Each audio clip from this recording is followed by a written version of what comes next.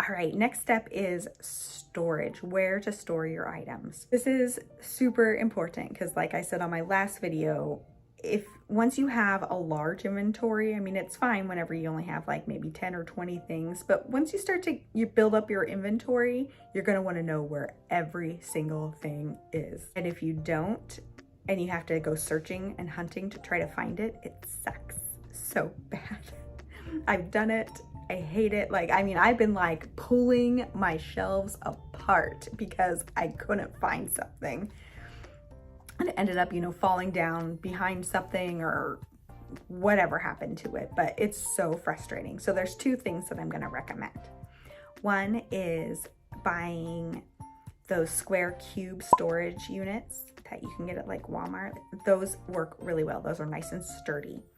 I didn't want to spend that much money on them. I started out with that, but then I grew too big and had too much. I ended up using those things for something else. So I went to Amazon and I found these. These are not sturdy at all. They're not. I'm not gonna lie. I'm not going to sugarcoat anything. They are not super sturdy, but they worked. In the end, I bought really nice wire racks, and then I used these as dividers and I like zip tied them together. Oh, it was quite the situation and very elaborate, and you can do that if you want, but to start out with, just even a bookshelf would be fine. I just put a Post-it note over them that said, A, B, C, D, E, all the way through to AA, AB, AC, AD. I think I got to AG. I had so many cubes and so many listings. The other thing that you can do is buy some tubs. Tubs work great. Whatever works for you, do that. If you have to store them out in the garage, great, put them in a tub out in the garage. Tub A, tub B, tub C, and then whenever stuff sells, you know where to go to pull it. That's really important. Now there's another thing that I do that I highly, highly recommend that I do.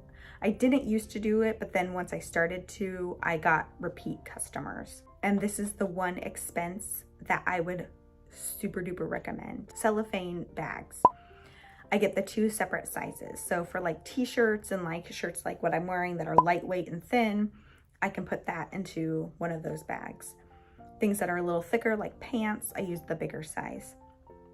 Storing your inventory in cellophane bags, whenever people get that, they're gonna be super, super happy with you. They'll be like, oh wow, this person took the time to like put it in a nice packaging. And there's a lot of people on Poshmark who write like handwritten cards and stuff. What do you do with that? You're like, oh, that's nice. And then you pitch it. I feel like it's an expense that I don't really need. Instead, I put my money into how it's packaged. I don't use tissue paper. I don't do anything special. I just put it in one of these cellophane bags. You can also get a roll of thank you stickers on Amazon for super cheap, just, under $5 for like 500. I would do that. And that's how I stored all my stuff. Folded the shirt nice, put it in the cellophane bag, and then put a thank you sticker on it, whatever cube I have it labeled as. That's all I did. I used to, whenever I first was starting out, I would wrap shoes in plastic bags from like the grocery store. And that's what my mentor did, and she didn't have any problems, and I never had a person complain about it. But whenever I kind of transitioned to clothing, and that really did help, in my opinion, bring back customers. First-time customers aren't gonna know, but after that first-time customer buys something, they're more likely to be a repeat buyer if they had a good experience with you, and B, whenever they get their item, it has a good presentation. Cellophane bags and little thank you stickers, again, that's not very expensive. I really want to stress that if you have the money. If you don't have the money, that's fine. But if you have the money, buy the bags and the little thank you things. And if you can only afford to buy one set of bags, then buy the bigger ones. You can make a bigger bag, you can fold it over a couple times, and make it fit something smaller. That's okay. But I even started putting my shoes in them too, and it worked out really, really well. And whenever you're storing your clothing, you want to make sure that you can see the tag of what it is. So that way, whenever you go pull something, if you have, several black shirts in a tub or a cube, then you're going to be like, you want to make sure that you pull the right one, because I have sent the wrong thing to the wrong person. I've switched up 2 orders before. I mean, stuff does happen. And it doesn't happen very often, but it does happen. If you can't see the tag, like shirts are pretty easy because you can generally always see the tag. But if you can't, and then even with pants, I'll still write the brand and the size, because sometimes you'll get the same brand and the same style, but different sizes. And I have sent the wrong size to the wrong person. It's happened before. I wasn't paying attention and just grabbed whatever and went, and and they were stored in the same cube, and I should have taken the time to verify the size. If you can't see the label that has the size on it and the brand, then just get a stack of labels. Those are like $1.50 at Walmart or something, and just put that on the bag. Having quality products and then storing them properly and professionally is just going to help you gain more sales and repeat customers.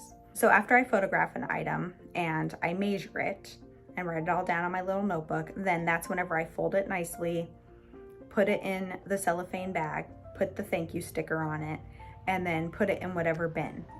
And I go back over to my notebook and I write bin C or bin A or whatever it may be. So whenever you're writing your descriptions, you know where it's located, and that's just really going to help you.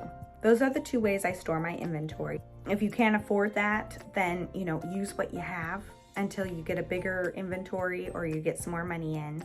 Check places like the Facebook Marketplace or OfferUp. A lot of people sell those little cubes, myself included, for like $10, and they are not $10 new, I'll tell you that. Or bookshelves, usually people sell pretty cheap too.